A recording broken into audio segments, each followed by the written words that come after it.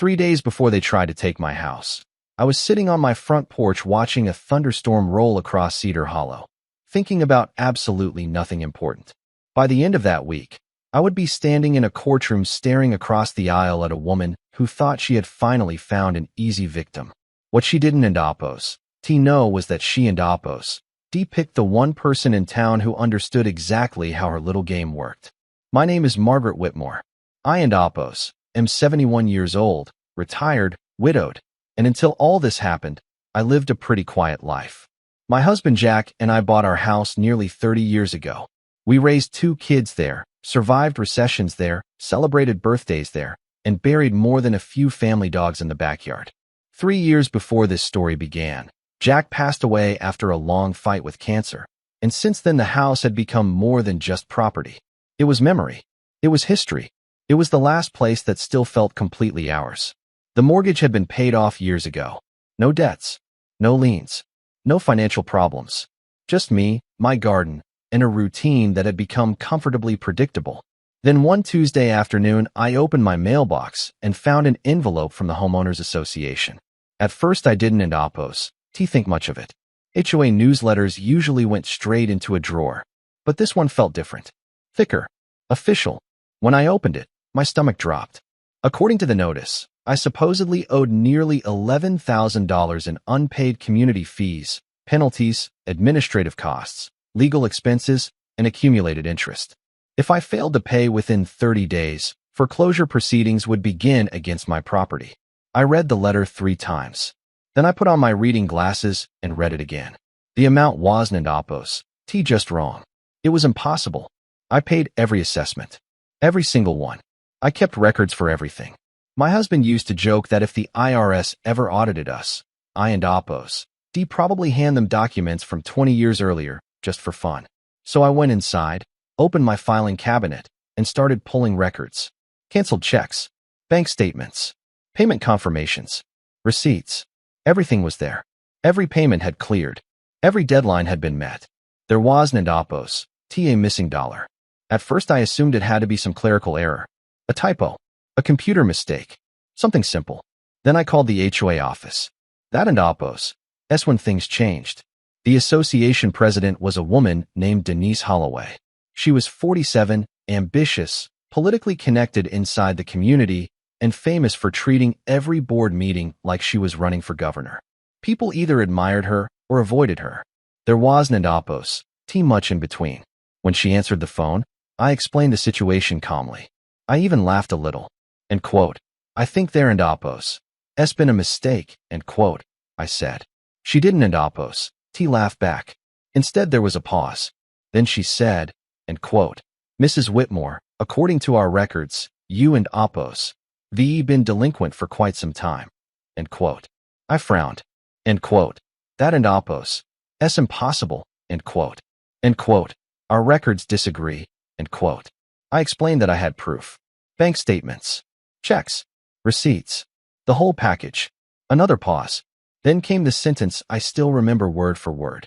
End quote. Well, Margaret, sometimes people your age Don and Apos realize they and Apos missed something. End quote. Just like that. No hesitation. No apology. No concern. Just a polite little insult wrapped in a smile. For a second I didn't and Apos even know how to respond. Then she continued. End quote. You live alone now, correct? Financial matters can become overwhelming. End quote. I could practically hear her smirking through the phone. Now here and Apos, that's the thing. A lot of people assume anger arrives like an explosion. It doesn't and Apos. Sometimes it arrives cold, quiet, controlled. The moment she said that, I wasn't and Apos upset anymore. I was interested. Because people who tell obvious lies usually reveal more than they intend to. I thanked her for her time, hung up, and sat quietly at my kitchen table. Outside, the rain tapped against the windows. Inside, something didn't and Apos feel right. This wasn't and Apos a bookkeeping error. This wasn't and Apos confusion. This felt deliberate. What Denise didn't and Apos know was that before retirement, I spent nearly 26 years serving on my state and Apos' highest court. Most people in Cedar Hollow had no idea. I preferred it that way. After retirement, I never introduced myself by my former title. I never corrected people. I never talked about old cases. That chapter of my life was over. Or at least I thought it was. During my years on the bench, I handled countless property disputes, land use conflicts, fraud investigations, abusive foreclosure actions, cases involving homeowners associations that forgot they worked for residents rather than ruling over them. And something about this situation felt very familiar, like a pattern I and Oppos seen before. So instead of arguing with Denise, I started digging. The next morning, I contacted an old colleague named Robert Kane. Robert had spent decades examining financial fraud cases before retiring from forensic accounting. If there was something hidden in those records, he and Oppos defined it. 2 days later, we sat in my dining room, surrounded by paperwork. At first, he was skeptical. Then he started noticing inconsistencies. Vendor payments that didn't and Oppos match invoices. Administrative charges that appeared without authorization. Transfers that lacked documentation. The deeper he looked, the quieter he became. By the end of the afternoon, he leaned back in his chair and rubbed his forehead. End quote. Margaret, end quote. He said slowly, end quote. I think you and Oppos, you got a much bigger problem than a fake fee. End quote. That got my attention. End quote. What do you mean? End quote. He slid several pages across the table. End quote. I think somebody in Oppos has been taking money. End quote. Over the next 2 weeks, we uncovered enough irregularities to raise serious questions. Money was disappearing. Records were incomplete. Board approvals seemed suspicious. Certain documents looked altered. Then something even stranger happened. One evening while walking my dog, I ran into a neighbor named Linda Mercer. During casual conversation, I mentioned the foreclosure notice. Her face immediately changed. The color practically drained from it. End quote. Wait, end quote, she said. End quote. You got one too? End quote. I stopped walking. End quote. What do you mean too? End quote. That and Oppos. When she told me she and Oppos received similar threats the previous year. Different amount. Same pressure. Same warnings. Same fear. Within days, Linda introduced me to another homeowner. Then another. Then another. Suddenly a pattern emerged. Several families had received aggressive collection notices. Some paid immediately out of fear. Some borrowed money. Some sold assets. Most never questioned it because they assumed the HOA had authority. And standing at the center of every complaint was Denise Holloway. The more people I spoke with, the more convinced I became that this wasn't Oppos about unpaid fees at all. This was about power. Denise had spent years building influence inside the community. Nobody challenged her. Nobody asked questions. Nobody wanted conflict. And when people stop asking questions, certain personalities begin believing they and Oppos untouchable. What Denise couldn't and Oppos was that every threat letter she sent was creating witnesses. Every fake charge was creating evidence. Every lie was building a trail. And for the first time in years, I found myself feeling something I hadn't and Oppos experienced since my days on the bench. Purpose. Not revenge. Not anger. Purpose. Because if what we suspected was true, this wasn't Oppos just about protecting my home anymore. It was about exposing something far bigger. And as the evidence continued piling up on my dining room table, I began preparing for a fight Denise Holloway never saw coming. The morning of the first hearing felt strange in a way I hadn't expected. I parked in the courthouse lot, the air crisp and faintly smelling of rain, and I just sat there for a moment, watching people scurry inside, courthouse papers clutched under their arms, coffee cups in hand, busy with lives that suddenly intersected with mine. I wasn't nervous. Well, maybe a little, but I was calm in that deliberate way that comes from knowing every detail of a case before it even reaches the judge. I had spent hours, days really, reviewing the HOA documents, payment records, and forensic reports. Every signature checked, every dollar accounted for, every suspicious transaction marked. I knew what was coming, and I knew what I needed to do. Inside the courtroom, people were gathering quietly. A few neighbors I had spoken to over the past weeks had shown up voluntarily, curious, cautious, and hopeful at the same time. Some were here to testify. Some just wanted to see that someone finally dared to stand up. And there she was, Denise Holloway, dressed in her crisp navy blazer and sharp pencil skirt, projecting confidence like she had every right to be here. She gave me a thin smile that didn't reach her eyes. I could tell she was starting to realize that the person she'd underestimated over the phone might not be quite as weak as she thought. Judge William Landon called the court to order. He was a tall man with an unassuming presence, the type of judge who let the law speak louder than theatrics. And that, I knew, was exactly what I wanted. He glanced at the file, nodded, and then turned to me. "Mrs. Whitmore, please state your full name and occupation for the record." I stood, adjusted my sweater, and calmly said, "Eleanor Margaret Whitmore, retired Associate Justice, State Supreme Court, 1995 to 2020. The words hung in the air for a moment. Then the judge's eyes widened just slightly, and a flicker of recognition crossed his face. "Justice Whitmore?" he asked. "I had the pleasure of reviewing several of your property law opinions during my clerkship." That tiny acknowledgement, almost casual, made Denise's expression falter. The color drained from her face as if someone had flipped a switch. I began presenting the evidence in the order I had prepared. First, the canceled checks and bank statements, lining them up carefully, letting each one speak for itself.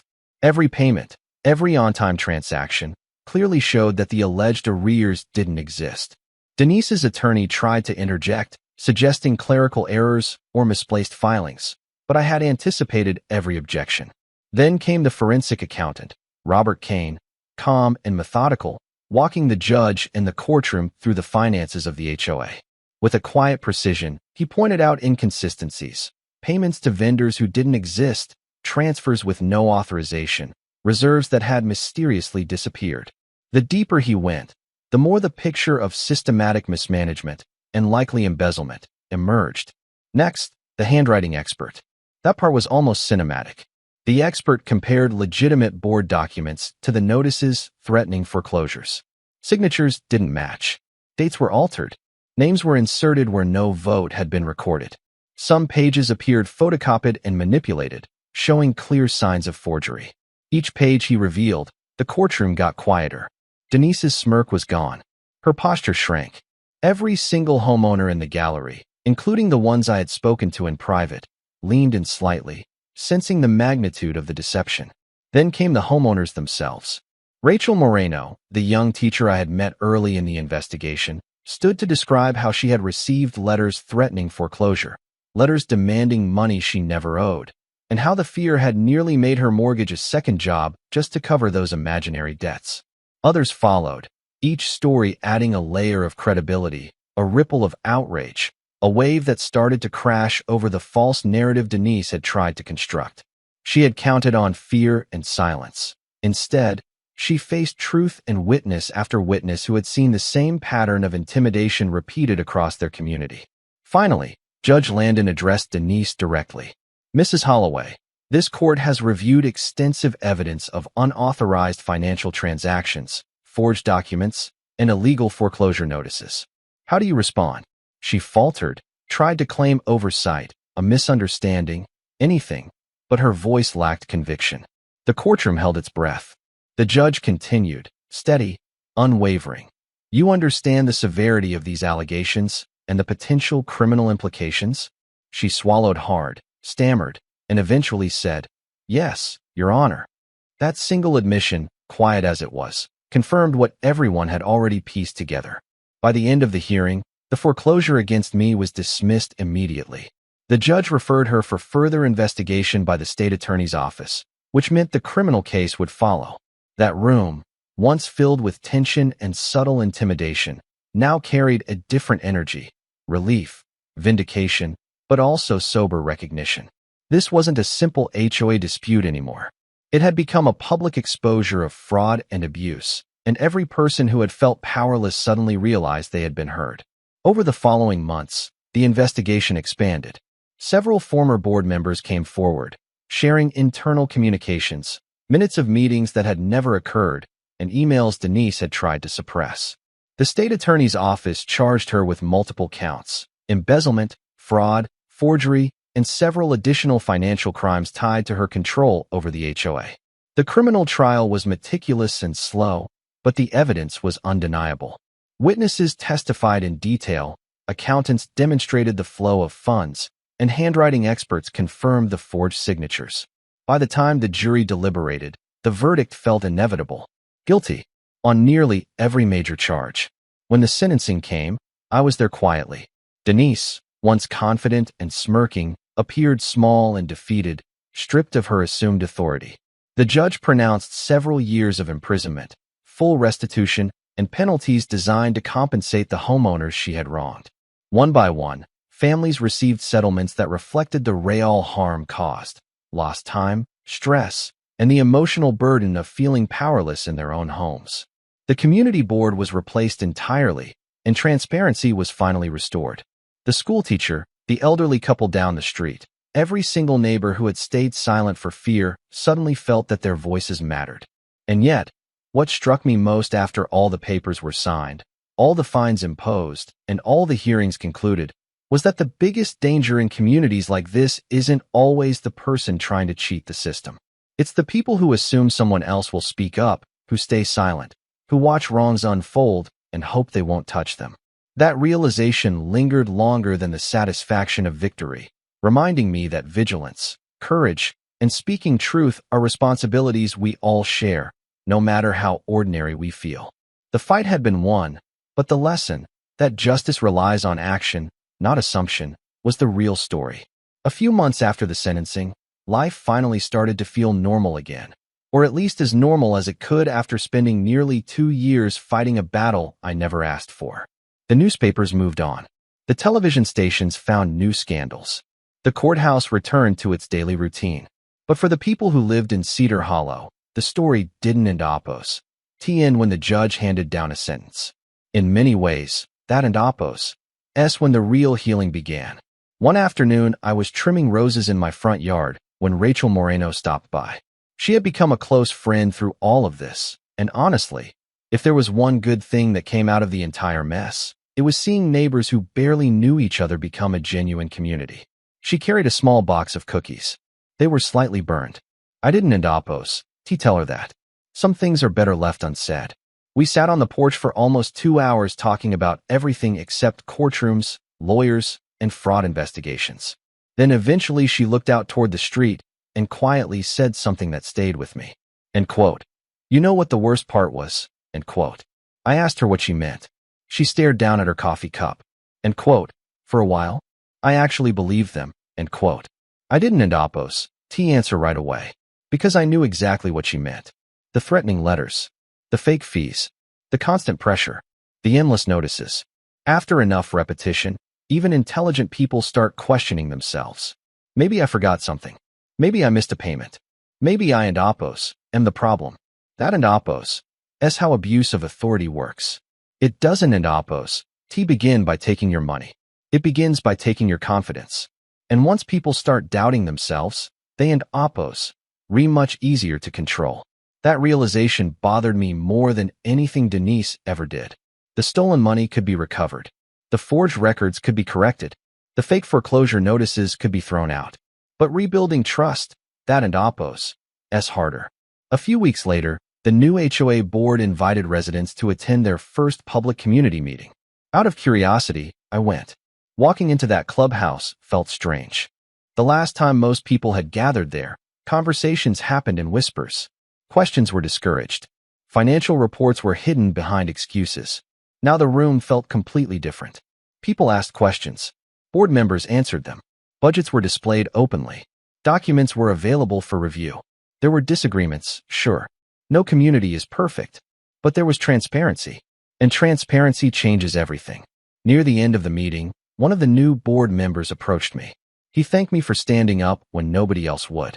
I appreciated the sentiment, but I told him something I and Apos thought about many times since then. End quote. I wasn't Apos. The brave one. End quote. He looked confused. End quote. Of course you were. End quote. I shook my head. End quote. No. The brave people were the homeowners who came forward after being threatened.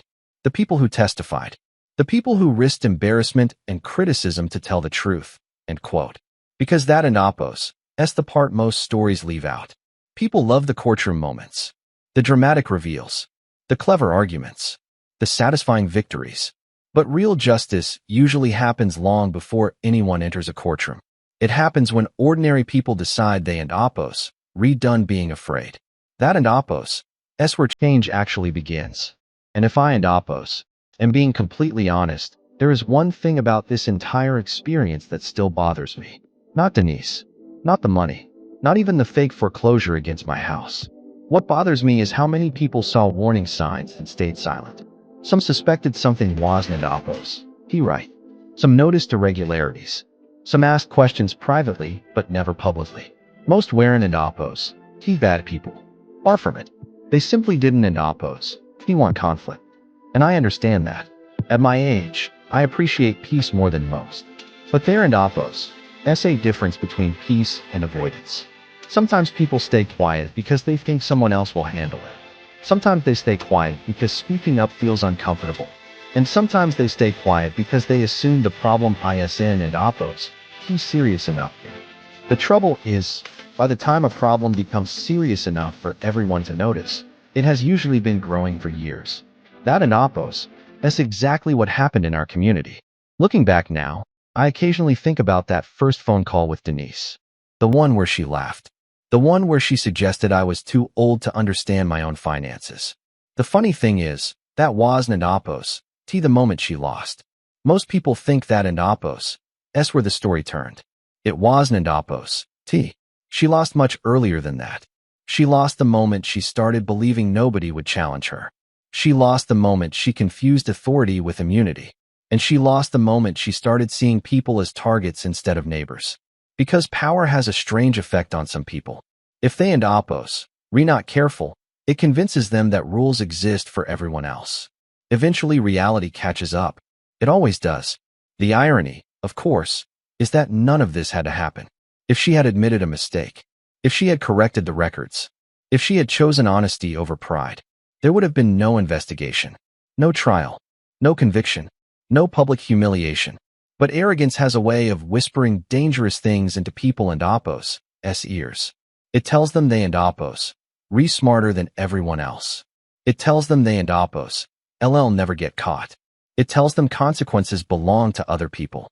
Until one day consequences show up at the front door. And by then it and Apos, it's too late. These days, my life has returned to simple things. Morning coffee on the porch, books on rainy afternoons, phone calls with my children, time spent with friends. The house is still here. The roses are still blooming. And every now and then, when the sun starts setting across Cedar Hollow, I find myself thinking about how close I came to losing something I had spent decades building. Not because of debt, not because of bad decisions, but because someone thought an elderly widow would be too intimidated to fight back. She saw gray hair and assumed weakness. She saw a woman living alone and assumed vulnerability. She saw age and assumed confusion. What she failed to see was experience, patience, preparation, and a lifetime of understanding how power can be abused when nobody is willing to question it. Maybe that and Apos, that's the real lesson here. Not that justice always wins. Because unfortunately, real life isn't and Apos, that simple. Sometimes good people lose. Sometimes bad people get away with things. Sometimes the system fails. But when enough ordinary people stand together and refuse to be intimidated, the odds begin to change. And that and Apos, that's worth remembering. Now I and Apos, love to hear what you think. If you were in my position, would you have fought this battle all the way through court, or would you have paid the money just to avoid the stress and move on? And what do you think is more dangerous in a community like this? A dishonest leader abusing power, or good people staying silent when they know something isn't and Apos, right? Share your thoughts in the comments below. These conversations are often just as fascinating as the stories themselves.